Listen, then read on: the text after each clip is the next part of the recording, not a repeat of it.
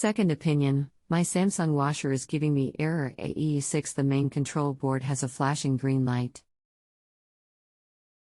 Because of comments I saw online, I bought a new control board, but when I install it, it has a red light and the power does not turn on to the machine. I put the old board back in and the machine powers on with the AE6 side. There is another control board that may be impacted and I am trying to troubleshoot before I buy another board. Could it be the wiring that is bad, or is it most like a control board? Is your Samsung washer top or front loading? How old is it? Front load, less than 5 years, WF42 FH5200 AW/A211. Anything else we should know to help you best?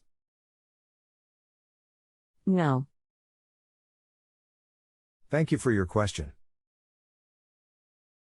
I am reviewing it and will respond in a moment. AE6 represents communication errors between the sub and main PVAs or the main and inverter PVAs. Turn the unit off from the breaker for about 2 minutes, then turn it back on. If that does not clear the error code, you will need to call out a service tech because you have a more serious problem. You can get a service tech here.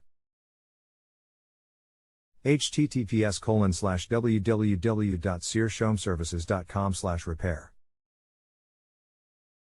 I don't have resources locally for in-house repair. Is there any troubleshooting you can recommend to determine what part to replace? Yes, you will need to replace the main and sub PCB on the unit. Thank you. No problem. If you have a home improvement or appliance question and want to chat with an expert now, visit justanswer.com/ythi.